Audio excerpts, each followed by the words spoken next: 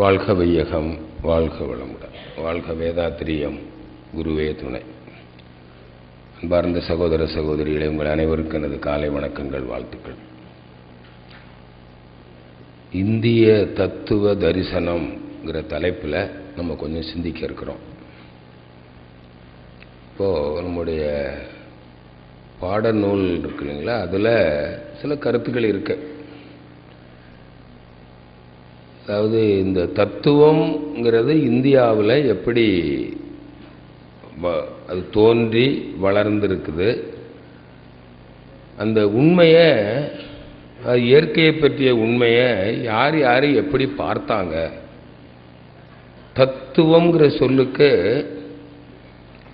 உண்மைன்னு ஒரு அர்த்தம், இயற்கையை பற்றிய ஒரு உண்மை. அது சில சொற்களுக்கு பல பொருள் உண்டு. தத்துவம் என்றால் உண்மை என்று ஒரு பொருள் உண்டு. இங்கே இருக்கிற தோற்றங்களுடைய உண்மையை அல்லது இயற்கை பற்றிய உண்மையை, இயற்கையை எப்படி பார்த்தாங்கிறது தான் தத்துவ தரிசனங்கள். இப்போ மகரிஷியும் அதை பார்த்து சொல்கிறாங்க, இயற்கைங்கிறது எப்படி இருக்குது அப்படின்னு. நாம் இதை பற்றி சிந்திக்க போகிறோம். இப்போது என்ன பவர் பாயிண்ட் போட்டிருக்கானா,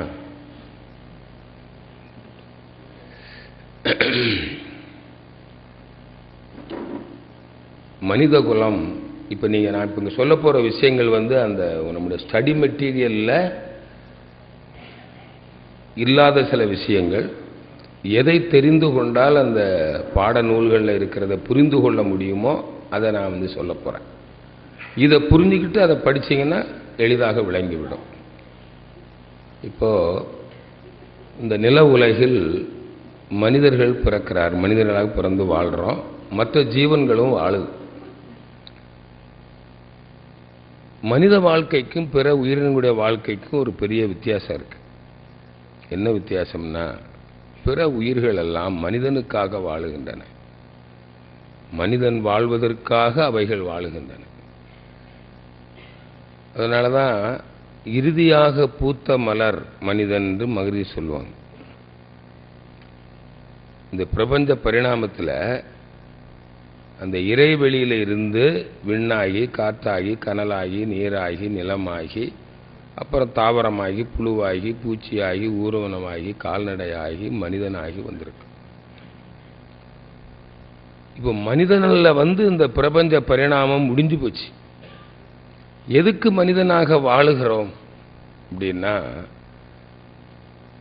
இந்த இயற்கை இன்பங்களை அனுபவித்து நிறைவும் அமைதியும் பெற வேண்டும் என்பது அந்த இறைநிலையினுடைய திட்டம். ஆதி எனும் பரம்பொருள் மெய் எழுச்சி பெற்று அணுவென்ற உயிராகி அணுக்கள் கூடிதான் வந்தது. அது எதுக்கு எழுச்சி பெற்றது? தன் எழிலை தானே ரசிப்பதற்கு. மனிதனாக வந்துதான் தன்னையே ரசிக்க முடியும். அதற்காக திட்டமிட்டு எடுத்த உருவமே மனிதன். இதுதான் உண்மை. அதனால தான் மனிதனுக்கு பின்னாடி இன்னொரு ஜீவன் வரல. இதுதான் இயற்கையுடைய உண்மை. இதுதான் தத்துவம். தத்துவங்கிறது என்னன்னா உண்மைன்னு சொன்னோம். மனிதன்கிற உண்மை என்ன? அந்த இறைநிலையே தான் விண்ணாகி, காற்றாகி, கனலாகி, நீராகி, நிலமாகி, உயிரினங்களாகி இறுதியாக மனிதனாக வந்திருக்கிறது என்பது உண்மை. இதுதான் தத்துவம். அதான் தத்துவம்னு சொல்லுவாங்க. தத்துனா அது, துவம்னா நீ. அந்த தெய்வமே நீயாக விளங்குகிறாய் அப்படின்னு சொல்றதும் தத்துவம் தான். தத்துவமசி, அதுவே நீயாக விளங்குகிறாய் என்றெல்லாம் சொல்லியிருக்கிறாங்க. இப்போ இதை பற்றி சிந்தனை எதுக்கு வந்தது மனிதனுக்கு? விலங்குகள்லாம் இப்படி சிந்திக்குதா? இந்த உலக இன்பங்களை அனுபவிக்க வந்திருக்கிறோம். ஆனால் வாழ்க்கையில் துன்பங்கள் வருது. துன்பத்தை விரும்புறது இல்லை. அப்போ துன்பம் இல்லாமல் வாழ்வதற்கு மனிதன் சிந்திக்கிறான். ஏன் இந்த துன்பம்? இயற்கையிலிருந்து தான் துன்பமும் வருது, இயற்கையிலிருந்து தான் இன்பமும் வருது. இயற்கை பொருள்களோடு தான் மனிதன் உறவு கொள்ளுகிறான். அதனால் மனிதன் இயற்கையை பற்றி ஆராய்ச்சான். இப்போ இயற்கைன்னா என்ன? இங்கே இருக்கிறது எல்லாமே இயற்கை தான். பஞ்சபூதங்கள் இயற்கை. பஞ்சபூதங்கள் இயற்கைன்னா கோள்கள் நட்சத்திரங்கள் எல்லாம் இயற்கை. அதுதான் அனைத்து உயிரினங்களாக இருக்குது. அப்போ உயிரினங்கள்லாம் இயற்கை தானே. உயிரினங்களுக்கு மனம் இருக்குது, மனமும் இயற்கை தான். அனைத்துக்கும் மூலமானது சுத்தவெளி, கும்மிருட்டு, அதுவும் இயற்கை தான். இப்போ இயற்கையை தவிர வேற ஏதாவது இருக்குதா? ஒன்றுமே இல்லை. அதனால தான் மனிதன் இயற்கையை பற்றி, இயற்கையின் அமைப்பு, இயக்கம், விளைவுகளை பற்றி ஆராயிறான். ஆராய்ந்து அவனுக்கு இன்ப துன்பம் எப்படி வருதுன்றதை புரிஞ்சுக்கிட்டான். இயற்கையில் எல்லாம் இன்பம் இருக்கு, இதை அளவோட முறையோடு அனுபவிக்கணும். அதில் ஒரு பற்றற்ற நிலையில் அனுபவிக்கணும். இருக்குதா? அனுபவிக்கிறேன். இல்லையா? இல்லை. நம்ம எல்லோரும் ஒன்று. இன்னொருவருக்கு இன்பம் கிடைச்சிருக்குதுன்னா அதை பார்த்து நான் வருத்தப்படக்கூடாது, பொறாமப்படக்கூடாது. அப்படி பொறாமப்படாமல் வாழ முடியுமானா முடியும். எப்போ? நம்ம எல்லோரும் ஒன்றுதான் அனைத்துமாக இருக்கிறது என்பதை விளங்கி கொண்டா இந்த தத்துவத்தை, தெய்வம் ஒன்றுதான். இப்போ 800 கோடி மக்களாக இருக்கிறதுனா அப்போ இந்த உலக இன்பத்தை அனுபவிக்கிறது யாரு? தெய்வம் தானே. அப்போ நானும் தெய்வம், இங்கே இருக்கிற எல்லாரும் தெய்வம். அப்போ நான் அனுபவிக்கிறதா அவங்களும் அனுபவிக்கிறாங்க. அவங்க அனுபவிக்கிறாங்கன்னா யார் அனுபவிக்கிறா? நான் தான் அனுபவிக்கிறேன். அப்போ பொறாம வருமா? அந்த ஒரு நிலையை மனிதன் அடைந்தால் இந்த இன்பங்கள் கிடைக்கவில்லையே என்ற வருத்தமும் இருக்காது. இன்பம் கிடைக்காதனால தான் இப்போ தவிப்பு. இப்போ எதனாலெல்லாம் துன்பம் வருதுன்னு பாருங்க. இன்பத்தின் மீது ஆசை, அந்த இன்பம் கிடைக்கல, ஆனால் இன்பத்தை அனுபவிச்சுக்கிட்டு தான் இருக்கிறோம். எப்போது இன்பத்தை அனுபவிக்காத நேரம் ஏதாவது இருக்குன்னு நினைக்கிறீங்களா? எப்பவும் தொட்டு சுவைத்து முகர்ந்து பார்த்து கேட்டு அனுபவிச்சுக்கிட்டு தான் இருக்கிறோம். எந்நேரம் அனுபவிச்சுக்கிட்டு தான் இருக்கிறோம். ஆனாலும் இன்னும் வேண்டும் இன்னும் வேண்டுங்கிற ஒரு ஆசை இருக்குது. இன்னொருத்தரை அனுபவிக்கிற இன்பம் எனக்கு வேணும்னு நினைக்கிறோம். இதில் தான் மனதுக்கு ஒரு இறுக்கம் வருகிறது. அதான் ஸ்ட்ரெஸ்ன்னு சொல்றோம். தனக்கு என்ன கிடைச்சிருக்குதோ அதில் திருப்தி வரல. அதனால தான் மனித குலம் துன்பப்படுகிறது. அப்போ இந்த இம்மாதிரி துன்பம் இல்லாமல் வாழணும்னா இருப்பதெல்லாம் ஒன்று தான். அதை நான் அனுபவிச்சான்னா அவன் அனுபவிச்சான்னா அவனும் நானும் ஒன்று தான் என்ற ஒரு உண்மையை புரிந்து கொள்வது தான் தத்துவம். அப்படி புரிஞ்சுக்கிட்டா இன்பம் கிடைக்கவில்லையே என்கிற ஆதங்கமும் இருக்காது. இந்த உண்மையை புரிந்து கொண்டால் மனிதனுக்கு அன்பு மலர்ந்து விடும். அன்பு மலர்ந்துச்சுன்னா அதில் பிறருக்கு உதவி கொண்டே இருப்பான். பிறருக்கு துன்பம் கொடுக்க மாட்டான். பிறருக்கு இசைவாக வாழ்வான். அப்போ தனக்கும் துன்பம் வராது. இவனுக்கு அந்த சர்வமும் நானே எல்லாம் ஒன்றேங்கிற ஒரு மனநிலையில் இருந்தால் அதுதான் பேரின்பம். மனதுக்கு ஒரு நிறைவு, அமைதி. பிறரை மகிழ்விப்பதிலே இன்பம் காண்பான் மனிதன். அப்போ புலன் இன்பங்களிலே அவனுக்கு மயக்கம் வராது. அளவோடு அனுபவிப்பான். அப்போ அளவோடு அனுபவிச்சு அப்போ ஆசை இல்லை. அதனால் உணர்ச்சி வயப்பட்ட மனநிலை இல்லை, மனம் கெடவில்லை. 6 தீய குணங்கள்லாம் வருமா? வராது.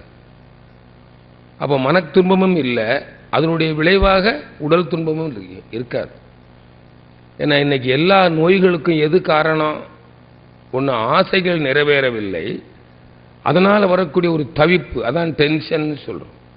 ஸ்ட்ரெஸ், பொருள் சம்பந்தப்பட்டது, மக்கள் சம்பந்தப்பட்டது, புகழ், அதிகாரம், இதில் இருக்கிற ஆசை தானே மன துன்பமாக இருக்குது. மன துன்பம்னா என்ன? அதனால தான் மனம் அலையுது. மனதுக்கு ஓர்மை நிலை இல்லை. மனம் பதட்டப்படுகிறது, பயப்படுகிறது, கவலைப்படுகிறது. அந்த கவலைகள் தான் மன துன்பம். அதே துன்பம் கவலை கூடுற போது அது முற்றிவிட்டா எதுவா மாறிடுது? உடல் துன்பமாக மாறி. அப்ப இன்னொன்று என்னது? அந்த இன்பங்களை அனுபவிக்கிற போது அளவு காக்க முடியல. என்ன பேரின்பம் கிட்டல. நான் யாருன்னு இயற்கையை தன்னை அறிந்து கொள்ளவில்லை, இயற்கையை முழுமையாக அறிந்து கொள்ளவில்லை, அன்பு மலரவில்லை. அதனால சிற்றின்பத்தில் மயக்கம் ஏற்பட்டு அளவு முறை மீறி மனிதன் அனுபவிக்கிறான். அப்ப மீண்டும் துன்பம் வந்துடுது, உடல் கெட்டு போயிடுச்சு. இப்ப மன துன்பம் உடல் துன்பத்தில் மனித குலம் சிக்குது. அப்பதான் முன்னோர்கள் சிந்திச்சாங்க, எதனால மனிதனுக்கு இந்த சிற்றின்பத்தில் மயக்கம் வருது? இந்த இயற்கையை புரிந்து கொண்டால் அவனுடைய அறிவுக்கு ஒரு நிறைவு வரும், அது பேரின்பம், அன்பு மலரும் என்று கண்டாங்க. அப்ப பேரின்பம் வந்துடும், அன்பு மலர்ந்து விடும்.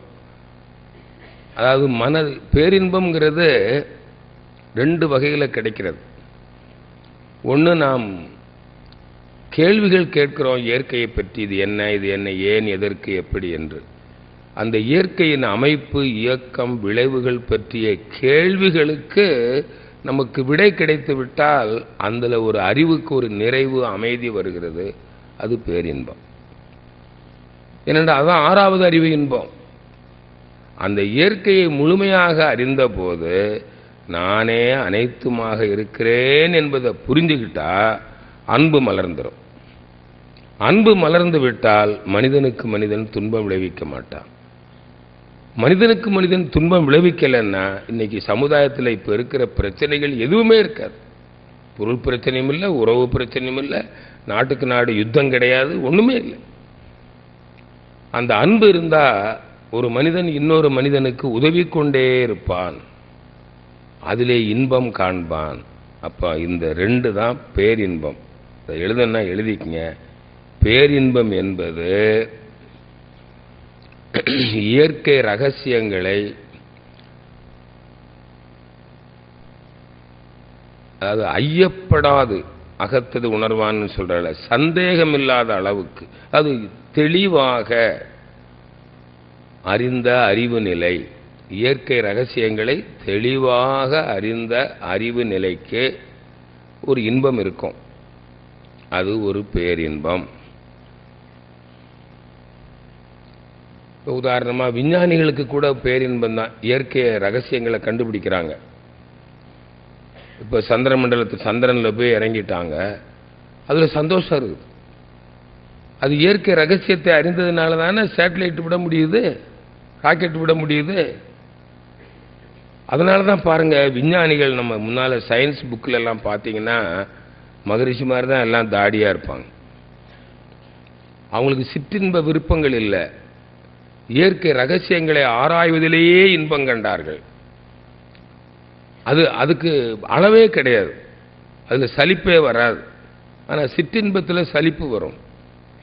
இயற்கை ரகசியங்களை ஆராய்ந்து, இப்போ நாமளே நிறைய புக்ஸ் படிக்கிறோம் இயற்கையை பற்றி, வாழ்க்கையை பற்றி, சீக்ரெட்ஸ், ரகசியங்கள், அறிவு உயர்வுக்கு, ஆறாவது அறிவு உயர்வுக்கு நம்ம பல விஷயங்களை தெரிஞ்சுக்கிற போது அதில் ஒரு இன்பம் இருக்குதா இல்லையா? அந்த இன்பம் தான் பேரின்பம். அது ஆறாவது அறிவு இன்பம். இன்னொன்று, உண்மையான அன்பு மலர்ந்து பிறரை மகிழ்வித்து தான் மகிழ்வது. பிறரை மகிழ்வித்து தான், பிறர் மகிழ்வதைக் கண்டு தான் மகிழ்வது. இதுக்கு ஒரு அன்பு வேணும். அது யூனிவர்சல் லவ். அதுக்கு ஜாதி, மதம், இனம், தேசம், மொழி எதுவுமே கிடையாது. ஆனால் இப்போ சாதாரணமாக மக்கள்கிட்ட இருக்கிறதெல்லாம் அத்தகைய அன்பு அல்ல. அது பாசம். சிலரிடம் மட்டுமே சில காலம் மட்டுமே அன்பு செலுத்துகிறார்கள். எல்லோரிடமும் எல்லா காலத்தையும் அன்பு செலுத்தணும். பஞ்சமகா பாவங்கள் செய்தாரேனும், நம்ம கண்ணுக்கு முன்னால ஒரு கொலை நடக்குது, நம்ம குடும்ப உறுப்பினர் ஒருத்தருக்கு ஒரு கற்பழிப்பு குற்றம் நடக்குது, அப்போ கூட மன்னிக்கிற பண்பு தான் வரணும். அப்படிப்பட்ட அன்பு வருமா?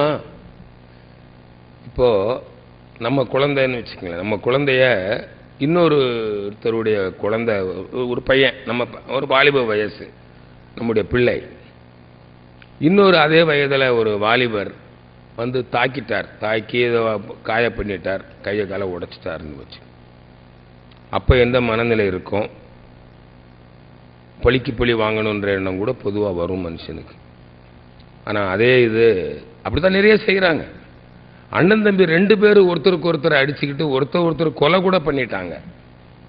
அப்போ பெற்றோர் என்ன சொல்லுவாங்க? இன்னொருத்தர் இருக்கிறான், அவரையும் கொலை பண்ணணும்னு சொல்லுவாங்களா?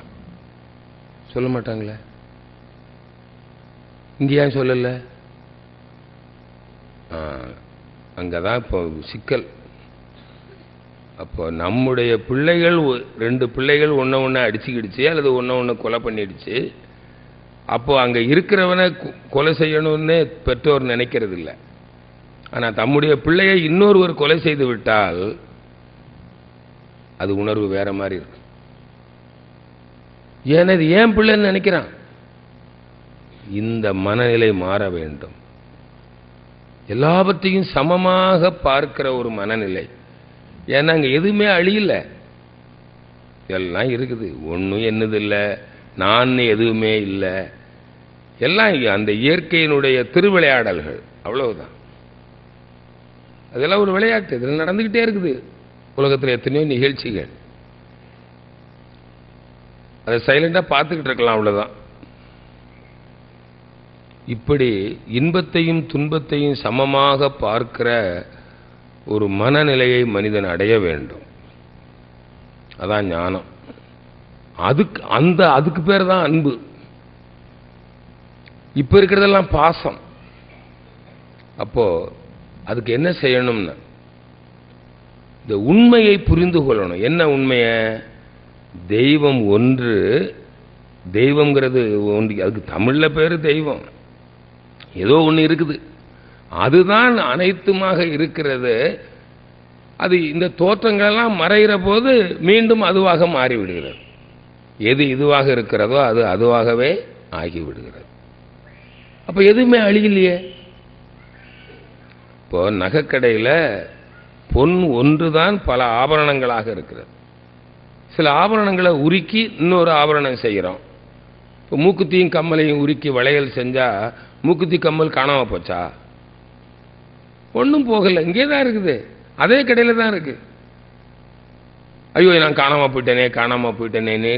அல்லது இன்னொரு கம்மல் இந்த கம்மலை பார்த்து ஐயோ கம்மல் போச்சேன்னு சொல்லுமா? ஆனால் இங்கே சொல்லிக்கிட்டு இருக்குது. என் பிள்ளை போச்சுங்க, என் வீட்டுக்காரர் போயிட்டாங்க, மனைவி விட்டு போயிட்டாங்க, அம்மா விட்டு போயிட்டாங்க, அவன் விட்டுட்டு போயிட்டான், இவன் விட்டுட்டு போயிட்டான். எவன் விட்டுட்டு போனான்? யாரும் விட்டுட்டு போல, எல்லாம் இங்கே தான் இருக்கிறான். இந்த ஒரு உண்மையை, இதான் பற்றற்ற நிலை. நான் யாருங்கிறத புரிஞ்சுக்கிட்டா ஒரு மனிதனுக்கு என்ன வந்துருமுங்க? பற்றற்ற நிலை வந்துடும். அந்த பற்றும் பாசமும் தான் ஆசை. அந்த ஆசையினாலதான் அவனுக்கு உலக இன்பங்கள் கிடைக்காதனால பொருளாசை, புகழாசை, அதிகார ஆசை, புலனின்ப ஆசை. பொருள், புகழ், செல்வாக்கு, புலனின்பம் 4 புகுந்து அழிந்தி மனித மனம் புண்ணாய் வருந்துகிறது.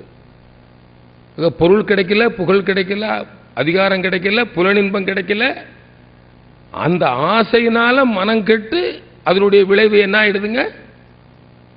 உடலும் கெட்டு போச்சு. இந்த மனம் கெட்டதுனால தான் 6 கெட்ட குணங்கள் வந்து என்ன ஆச்சுங்க? பிறருக்கும் தீங்கி செஞ்சுட்டான். கொலை, கொள்ளை, கற்பழிப்பு, பொய், சூதாட்டம், ஏமாத்துறது, இன்னைக்கு இருக்கிற சோசியல் கிரைம்ஸ் அத்தனையும் இந்த ஆசையினால வந்தது தான். யாராவது இல்லைன்னு சொல்ல முடியுமா? நல்லா புரிஞ்சு. அடுத்தது ஆசை நிறைவேறலைன்னா இப்படி வருது, 6 கெட்ட குணங்களா வருது. அதான் ஸ்ட்ரெஸ், உடம்பு கெட்டு, மனம் கெட்டு, உடலும் கெட்டாச்சு. ஆசை நிறைவேறினா இதாண்டா சான்ஸ்ன்னு அனுபவிக்கிறான், மீண்டும் உடம்பு கெட்டு போகுது. இன்பத்தின் அளவு முறை மீறும் போது ஏற்படும் ஒரு பொருத்தமில்லா உணர்ச்சியே தான் இன்பத்தின் மறுபெயராம் துன்பம். சரி, இப்ப மனிதன் துன்பம் இல்லாமல் வாழணும்னா என்ன செய்யணும் சொல்லுங்க? இந்த ஆசை இங்க என்ன இருக்குதோ அதை அனுபவிக்கணும். இப்போ அனுபவிச்சுக்கிட்டு தானே இருக்கிறோம். இந்த இயற்கையை பார்த்து ரசிக்கிறதுக்கு பில்கேட்ஸாக இருந்தால் தான் அனுபவிக்க முடியுமா? இன்னும் கிடையாது. நீங்கள் எப்போவாவது தொடு உணர்வு சுகத்தை அனுபவிக்காமல் இருக்கீங்களா? ஃபேனை நிறுத்தினோன்னா உடனே வீச ஆரம்பிச்சிடுறீங்க. அப்போ அனுபவிச்சுக்கிட்டு தான் இருக்கிறோம். கண்ணை பார்க்குறப்பெல்லாம் பார்த்து ரசிக்கிறோம் இல்லைங்களா? இசையெல்லாம் கூட அவ்வளவா ஒன்றும் இது இல்லை, பார்த்து ரசிக்கிறோம். எப்போ பார்த்து ஏதாவது ஒன்று பார்க்க பிடிக்கலன்னா தலையை திருப்பிக்கிறோம். Always enjoying.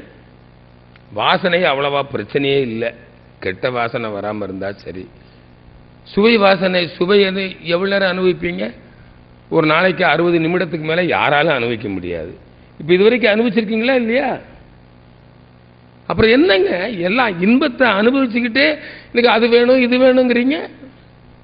அதான் சாமி சொல்றார், இன்பத்துக்குள் இருந்து கொண்டே இன்பத்தை தேடுகிறீர்கள். உங்களை சுற்றி 1000 இன்பங்கள் இருக்கிறது. இதை அனுபவிக்கிறத விட்டுட்டு எதுக்கு நீ ஆசைப்பட்டா என்ன அர்த்தம்? இங்க இருக்கிறத உன்னால அனுபவிக்க முடியல. ஜவுளிக்கடியில் துணி எடுத்த கதை தான். அதை போடு இதை போடு, போட்டதை ஒழுங்கா பார்க்கல, எதையோ உருவிட்டு வந்துட்டோம். வீட்டுக்கு போன பிறகு தான் கேட்குறாங்க பக்கத்து வீட்டில், ஏனுங்க இதையா எடுத்துட்டு வந்தீங்கன்னு. போச்சு, எடுத்ததும் போச்சு. இப்படிதான் இருக்கு வாழ்க்கை. உலக இன்பங்களை அனுபவிச்சுக்கிட்டு தான் இருக்கிறோம். அதான் சொன்ன, நேற்று என்பது கேன்சல்டு செக், நாளை என்பது ப்ரோனோட், இன்று என்பதே ரொக்க பணம். எல்லாரும் ஒருத்தருக்கு ஒருத்தர் உதவுறதுக்கு வந்திருக்கிறோம். இதுல என்னது ஒன்னுது எங்க அம்மா எங்க அப்பா அப்படிலாம் கிடையாதுங்க. ஒரு குழந்தை பிறந்திருக்குது, அடாப்ட் பண்ணி இன்னொருத்தருக்கு அம்மா அப்பாவா இது பிள்ளையா போயிடுத. அப்புறம் யாது எங்க அம்மா எங்க அப்பா? கணவன் மனைவியா வாழ்றாங்க, விவாகரத்து பண்ணிட்டு இன்னொருத்தரை கல்யாணம் பண்ணிட்டு போய் ஹாப்பியா இருக்கிறாங்க.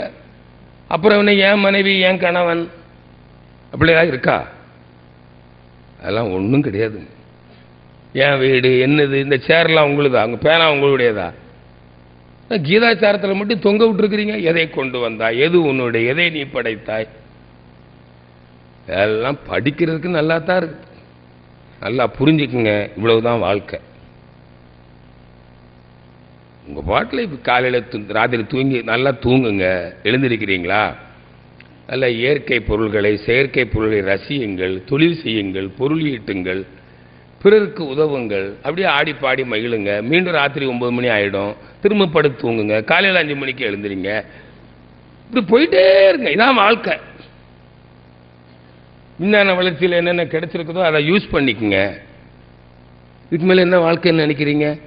இதுதான் உண்மை. ஆதி எனும் பரம்பொருள் மெய் எழுச்சி பெற்று அணுவந்த உயிராகி மனிதனா வந்து இப்படி வாழுது பாருங்க. இந்த உண்மையை புரிந்து கொண்டால் அதான் தத்துவம். தத்துவம்னா புரியாம பேசினா சிலர் தத்துவம் நினைச்சுக்கிட்டு இருக்கிறாங்க. சிலர் என்னெல்லாமோ சொல்லுவாங்க, சார் அவன் தத்துவம் பேசுறான் சார். அப்ப தத்துவம் எதுக்கு? புரியாம பேசுறதுக்கா? நல்லா யோசனை பண்ணுங்க. புரியுதா? இப்ப அடுத்தது பாருங்க. இப்போ இதுக்கு என்ன செய்யணும்னு யோகம்னு ஒன்று சொல்லியிருக்கோம் இல்லைங்களா? யோகம்னா, யோகம்ங்கிற சொல்லுக்குங்க நிறைய பொருள் இருக்கு. அதுல ஒண்ணு என்ன தெரியுங்களா? அறிவில் முழுமை பெறுதல், சித்த விருத்தின்னு சொல்லுவாங்க. 6வது அறிவில் முழுமை பெறுதல். 6வது அறிவில் முழுமை பெறுதல்னா என்ன? இப்ப நான் சொன்ன சிந்தனை அறிவில் நான் யார் அப்படின்னு கேள்வி கேட்டு, இந்த இயற்கையே நான் இயற்கையில ஒரு பகுதி, அனைத்துக்கும் மூலமான ஒன்று இருக்கிறது, அதுதான் மூலப்பொருள், அந்த மூலமே தான் அனைத்துமாக இருக்கிறதுங்கிறத புரிஞ்சுக்கிட்டா அதான் 6வது அறிவினுடைய நோக்கம், சிந்தனை அறிவு. அப்பதான் மனிதனுக்கு என்ன வருங்க? இதமாக வைத்துக் கொள்ள முடியும். அப்பதான் அன்பு மலரும். இதமான மனம்னா என்னங்க? Harmonious mind. அதாவது யாருக்கும் துன்பம் கொடுக்கக்கூடாது, முடிந்தால் பிறர் துன்பம் போக்கி வாழணும். அதுதான் மனிதன் இதமான மனம்.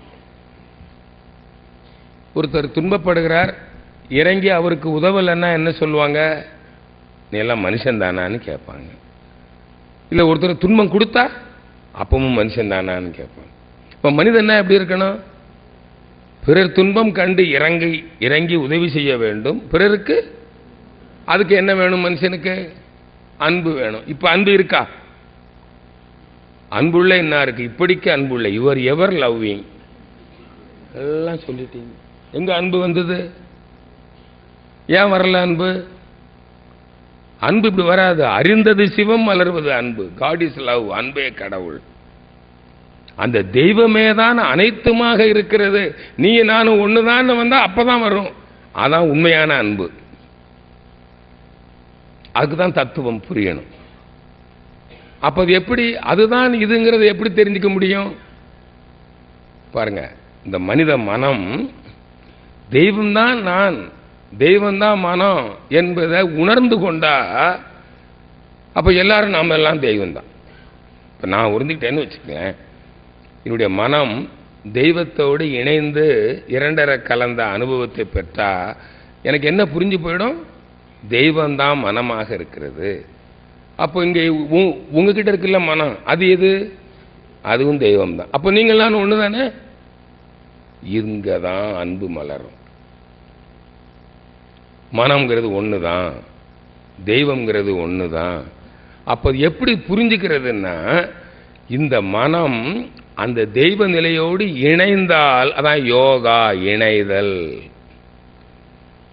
இப்போ கடல் ஒன்று தான், ஆறுகள் பல. இங்க எல்லாருக்கும் தெரியும் கடல் ஒண்ணா மூணா? கன்னியாகுமரியில் ஒரு தடவை நான் முதல்ல கன்னியாகுமரிக்கு போனப்போ என்ன ஒருத்தர் கூட்டிகிட்டு போனவர், ஐயா பாருங்க முக்கடல் பார்க்கலான்னாரு. நான் போய் பார்த்தேன். பாருங்க 3 கடல் பாருங்க, 3 கடல் பாருங்க. எங்கடா 3 கடல்? ஒரு கடல் தானே தெரியுது. என்ன இல்லைங்க 3 சார், நல்லா பாருங்க. எங்கடா 3? யாரா பார்த்திருக்கீங்க? கன்னியாகுமரியில் 3 கடலா தெரியுது. நீங்க இது வங்காள விரிகுடா, இது இந்து மகா சமுத்திரம், இது அரபிக்கடல்னு சொல்லிக்கிட்டு இருக்கிறீங்க. ஆனா தண்ணி ஏதாவது விட்டு போயிருக்குதா? ஏதாவது இடையில ஒரு சோறு வச்சிருக்குதா? அப்புறம் 3 கடலுங்கிறீங்க. நல்லா புரிஞ்சுக்குங்க, யாரோ சொன்னதை நாம சொல்லக்கூடாது. கடல் ஒன்றுதான். ஆறுகள் எத்தனை? ஏராளமான ஆறுகள் இருக்கு. இப்ப இந்த ஆறுகள்லாம் சொல்லுது நான் வேற கடல் வேறன்னு சொல்லிக்கிட்டு இருக்கு.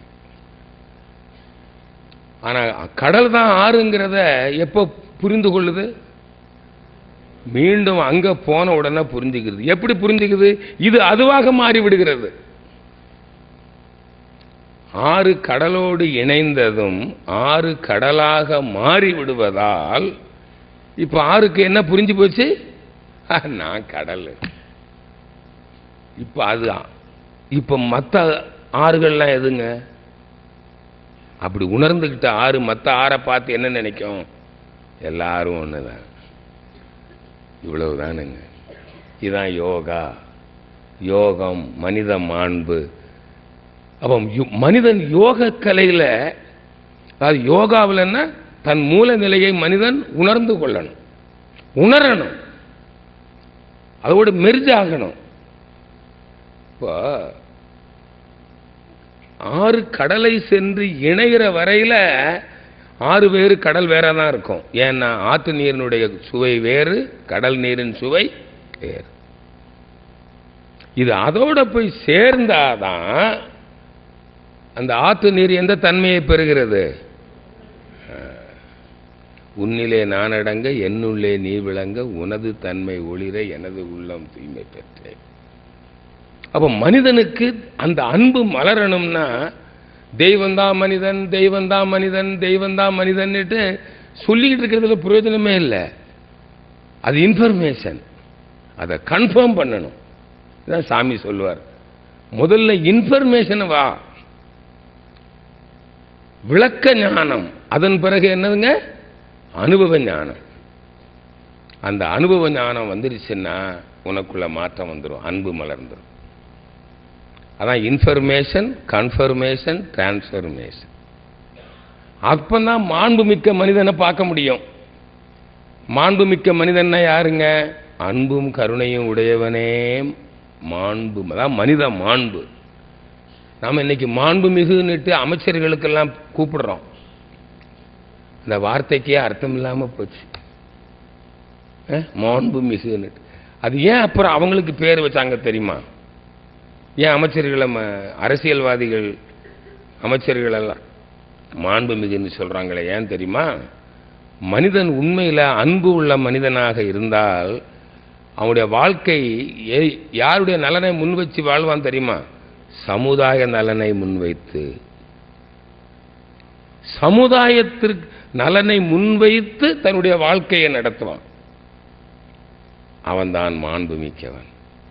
அரசியல்வாதிகள்லாம் சமுதாயத்துக்கு நல்லது செய்ய வந்ததா அர்த்தம். அதனாலதான் அவங்களும் மாண்பு மிகுன்னுட்டு இவ்வளவு மதிப்பு கொடுத்தோம். புரியுதா இப்போ? ஏன்னா மாண்பு, யோகமும் மனித மாண்பும்னா முதல்ல நாம புரிஞ்சுக்கணும். ஆக இங்க படிக்கிறோட நோக்கம் எம்ஏ பட்டம் வாங்கிறது மட்டும் அல்ல.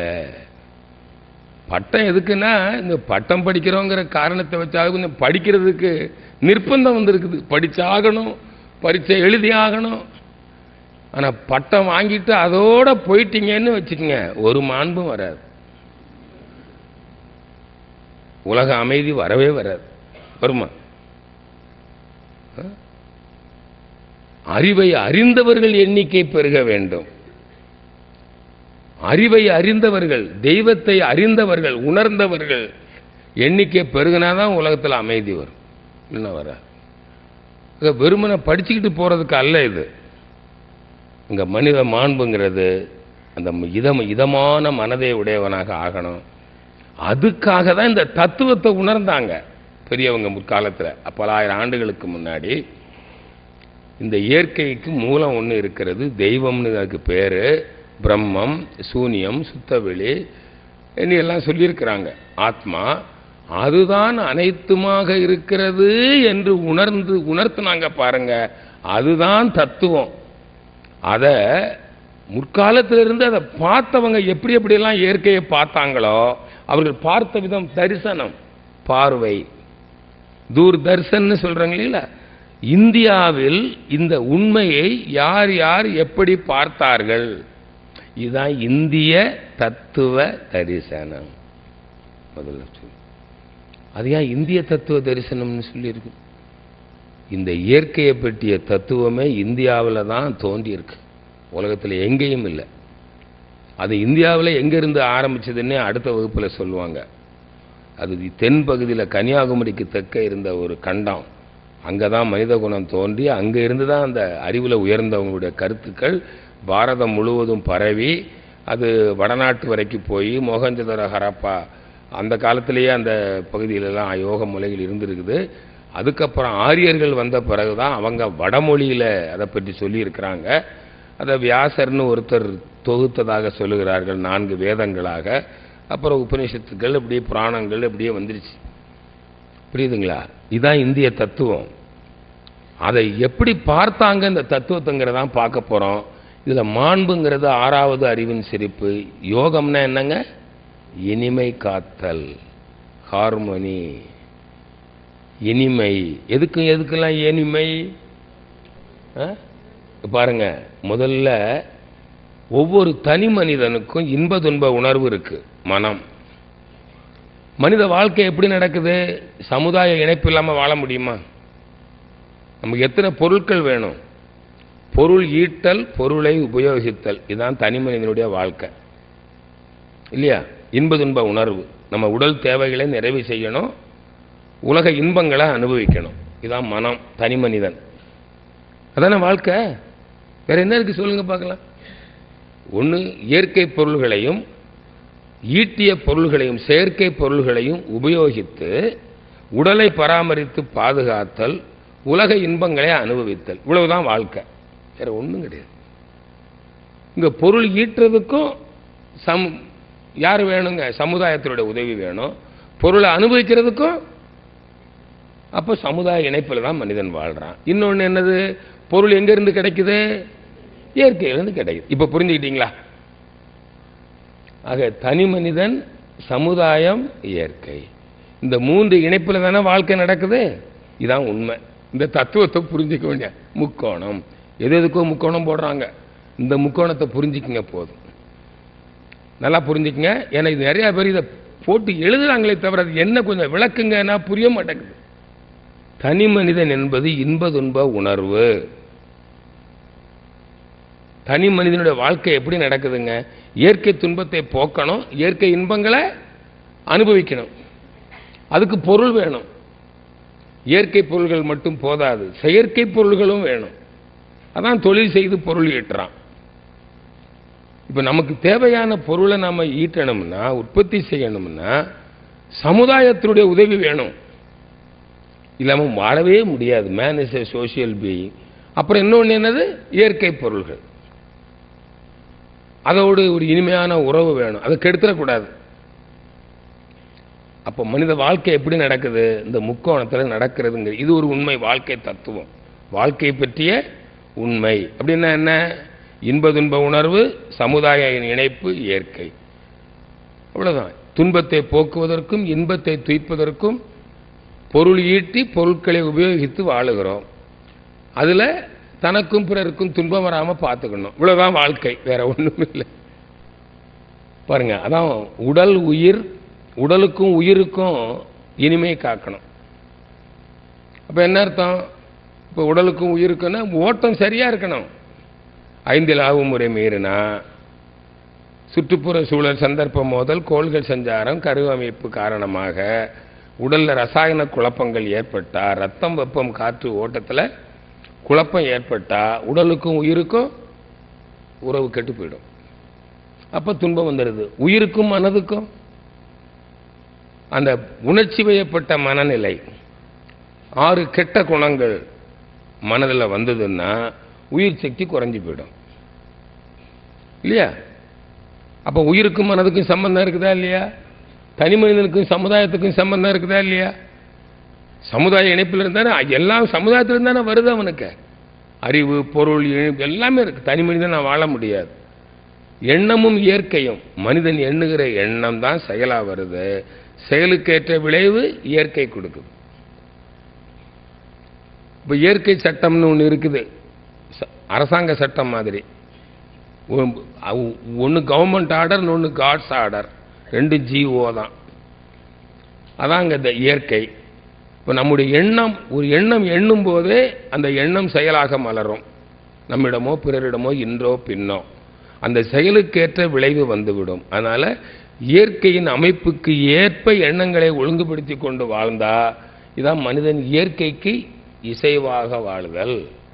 இது 4 வகைகளை மகிழ்ச்சி சொல்றாங்க.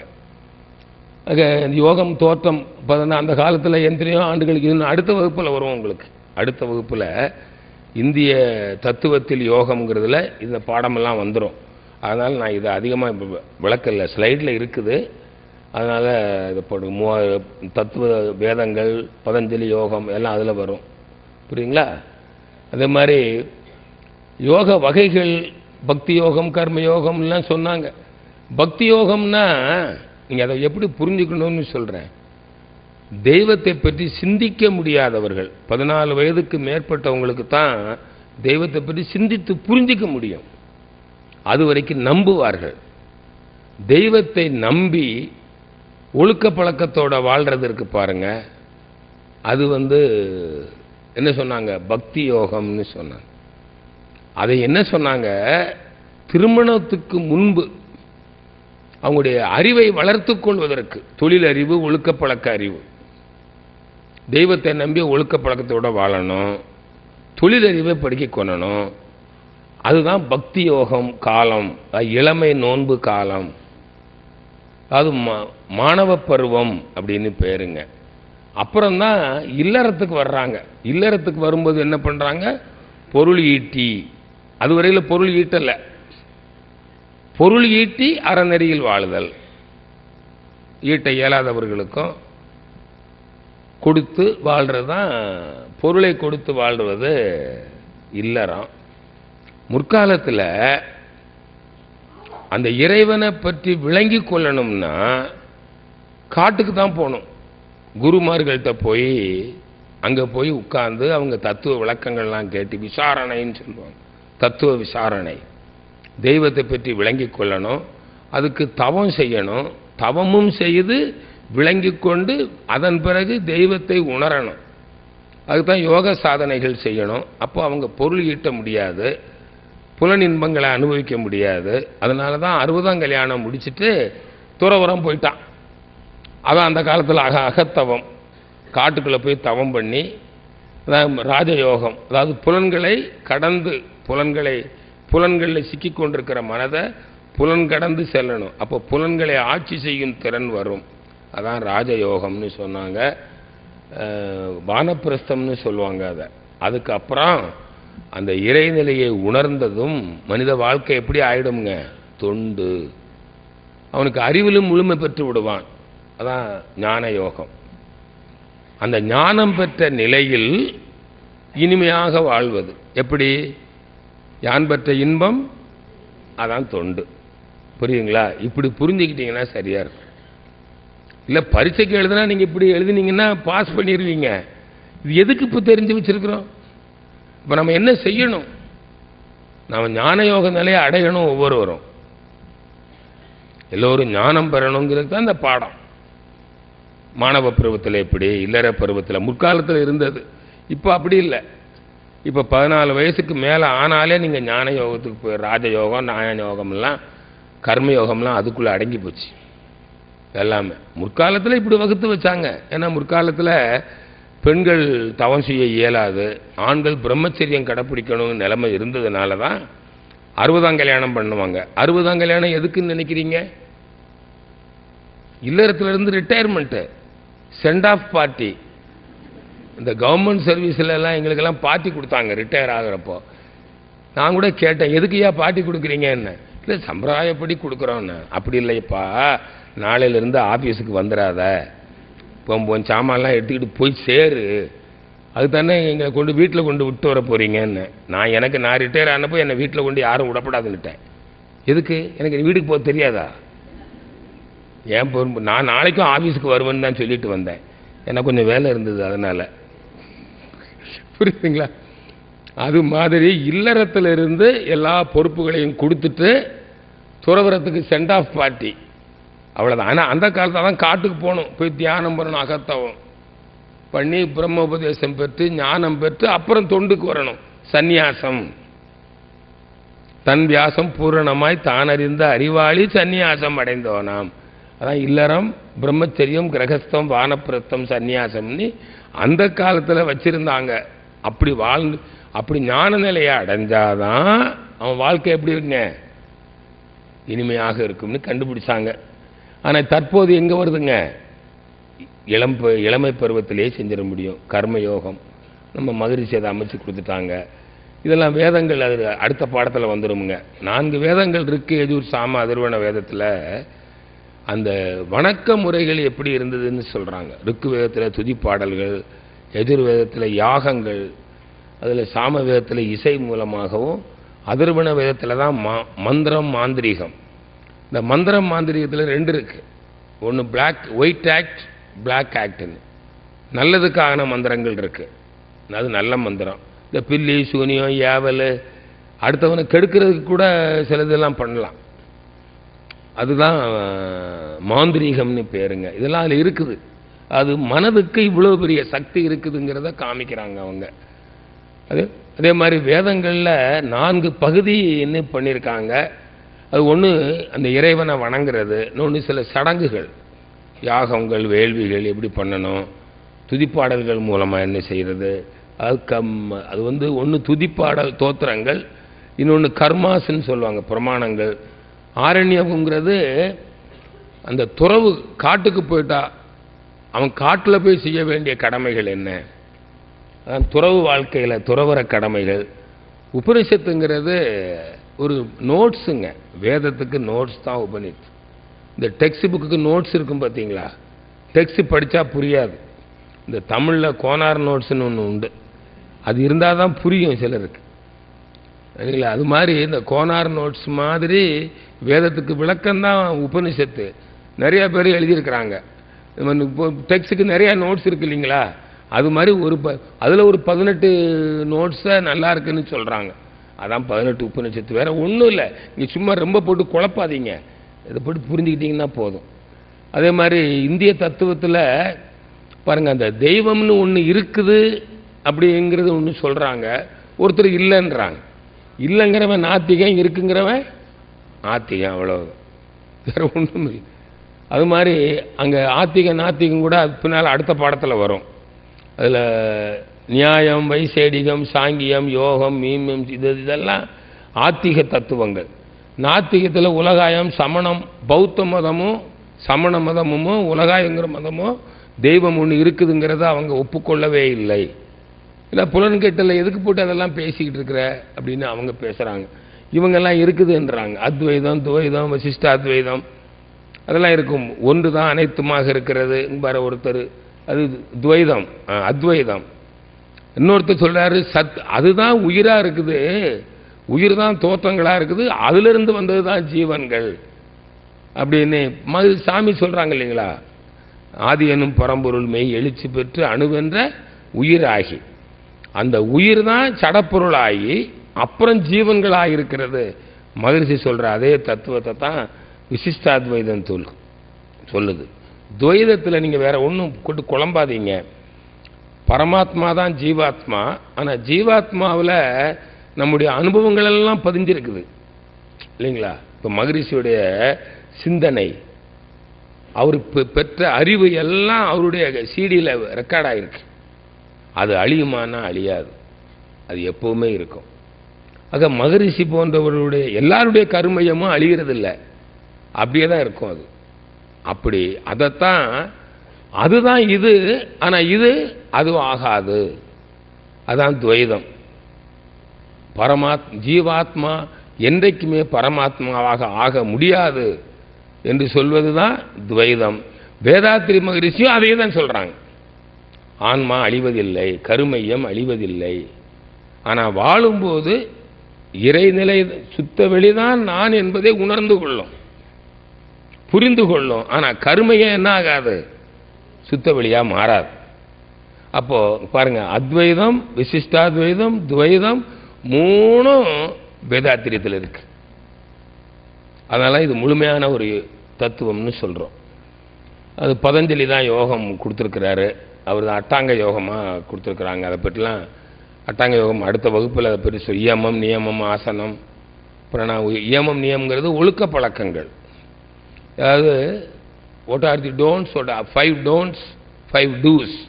அதை பற்றி விட அடுத்த சிடியில் உங்களுக்கு அது டீட்டெயிலாக நீட்டாக இருக்கும். நான் அதை போட்டிருக்கிறேன். அது நான் ப்ரிப்பேர் பண்ண சிடி, அது வரும் பாருங்கள், அடுத்த வகுப்பில் வரும். அப்புறம் அதில் அட்டாங்க யோகம், 8 அங்க யோகம்னு பிடிச்சிருக்காரு, பதஞ்சலி முனிவர் பண்ணதாக சொல்கிறாங்க. அப்புறம் தான் ஆசனம் உடலுக்கு, பிராணாயாமங்கிறது தான் என்ன, இப்போ நம்ம தொட்டு கொடுக்கறதெல்லாம் கிடையாது. அப்போது மூச்சு பயிற்சி மூலமாக தான் அதை கொண்டு வந்திருக்கிறாங்க. உயிர் சக்திக்கும் ஒரு ஊக்கத்தை கூட்டியிருக்கிறாங்க. அதில் முக்கியமாக அவங்க பிரம்மச்சரியம் கடைப்பிடிச்சாங்க. அதனால காயகல்ப பயிற்சி அவங்களுக்கு கிடையாது. பிரம்மச்சரியம் கடைப்பிடிச்சு மூச்சு பயிற்சி பண்ணாலே வித்து குழம்பு மூளையில் நிலைச்சிரும், கீழே இறங்காது. அவங்க அப்படி கொண்டு வந்தாங்க.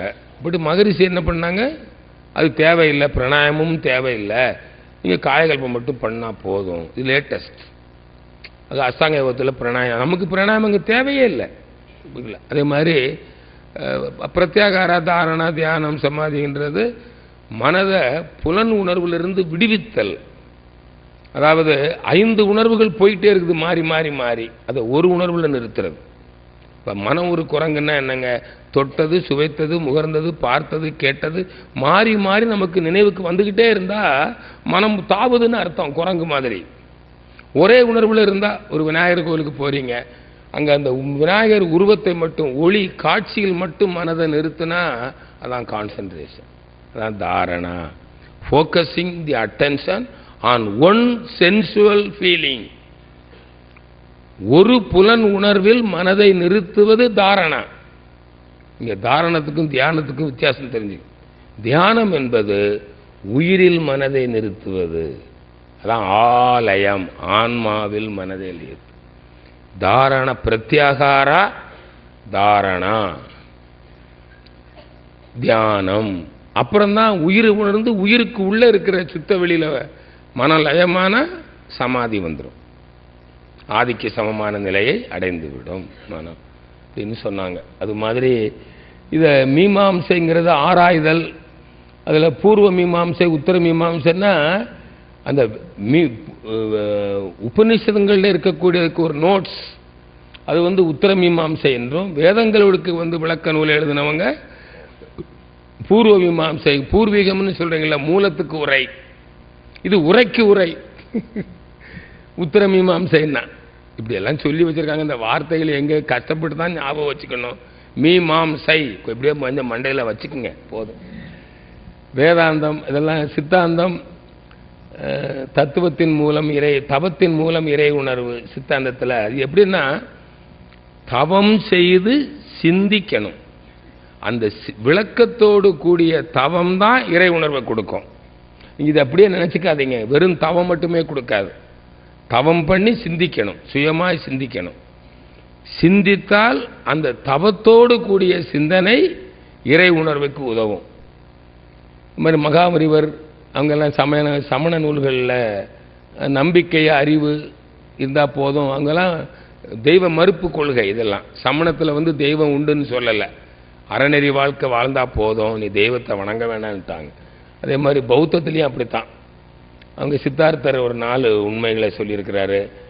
அதே மாதிரி இந்து சமயத்தில் ஒரு 6 சமயங்கள், இது பின்னாடி வருது, சமயங்களை பற்றி வர்ற பாடம் உங்களுக்கு பின்னாடி வரும், அதில் சொல்லிடுவாங்க 6 சமயங்கள்.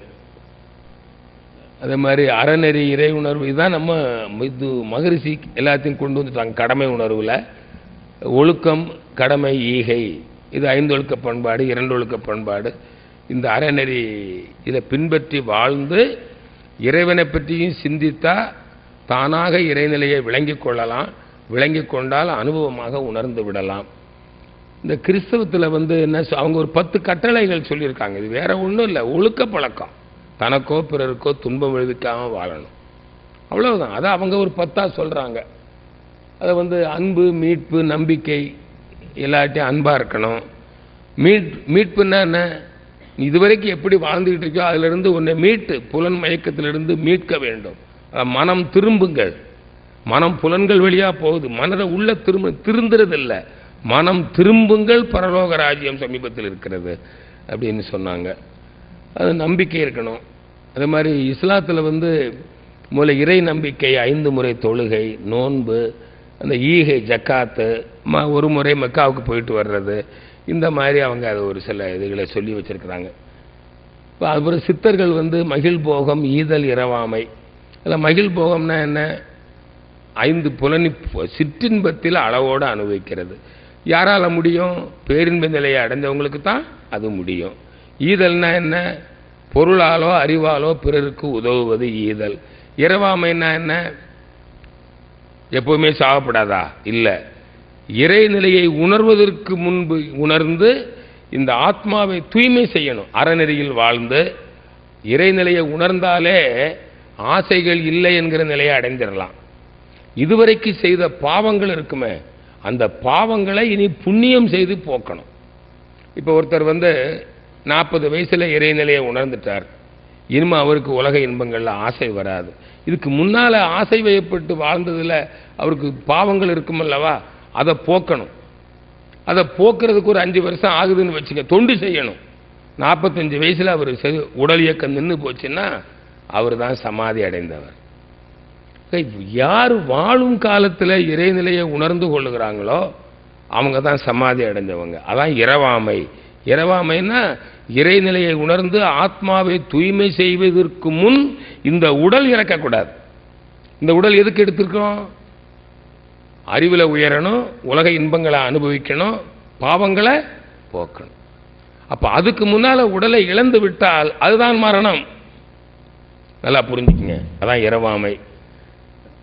காயகல்பம், அதுக்கு இரவாமைங்கிறதுக்கு காயகல்பம் மட்டும் இல்லை, இதெல்லாம் அந்த தத்துவங்களில் வரும். இதில் பின்னாடி வரும் உங்களுக்கு. இந்த ஸ்லைடில் எல்லா இயற்கை தத்துவம் சாமிஜி போட்டிருக்காங்க பாருங்க. மத்தாயிருப்பு, பேராற்றல், பேரறிவு, சுத்தவெளி தத்துவம். நான் இதுக்கு முதல்ல சொல்லிட்டேன், அந்த இறைநிலை தான் எல்லாமாக இருக்குங்கிறதெல்லாம். இந்த விஞ்ஞானம் மெய்ஞானம் வேற ஒன்றும் இல்லைங்க. விஞ்ஞானம் பொருள் ஈட்டுறதுக்கு, மெய்ஞானம் அறநெறி அறிவு, அவ்வளவுதான், வேற ஒன்றும் இல்லை. பொருள் ஈட்டல், பொருளை உபயோகித்தல். மெய்ஞானம் பெற்றால் ஒழுக்க பழக்க அறிவு வந்துடும். விஞ்ஞானம் பொருள் ஈட்டுறதுக்கு. ஆக பொருள் ஈட்டல், பொருளை உபயோகித்தல், அதில் பொருளை ஈட்டும் செயலிலும் உபயோகிக்கும் செயலிலும் தனக்கும் பிறருக்கும் துன்பம் விளைவிக்காமல் வாழ்வதற்கான ஒரு தகமையை கொடுப்பது தான் மெய்ஞானம். ஆக அதுபோல் நம்ம செயலுக்கேற்ற விளைவுகள் வரும் அப்படின்னு சாமி சொல்கிறாங்க. அதனால் உள்ளதை உணர்தல், நல்லதை செய்தல், அல்லதை விடுதல், அதான் இயற்கை. உள்ளதை உணர்தல் தத்துவம் ஒன்று தான் அனைத்துமாக இருக்கிறது அப்படின்னு தெரிஞ்சிட்டா இயற்கை நீதி விளங்கிவிடும். நாம் நல்லதை செய்வோம். நல்லதை செய்ய செய்ய முன்பு செய்த அல்லவையெல்லாம் தேய்ந்து விடும். அப்போ ஆன்மா தூய்மை அடைந்து விடும். அன்பும் கருணையும் மலர்ந்து தொண்டு வந்துவிடும். நன்றின்னு சாமி சொல்லிட்டாங்க. இவ்வளோதான் பாடம், இவ்வளோதான் பாடம், இவ்வளோதான் பாடம், இவ்வளோதான் பாடம்.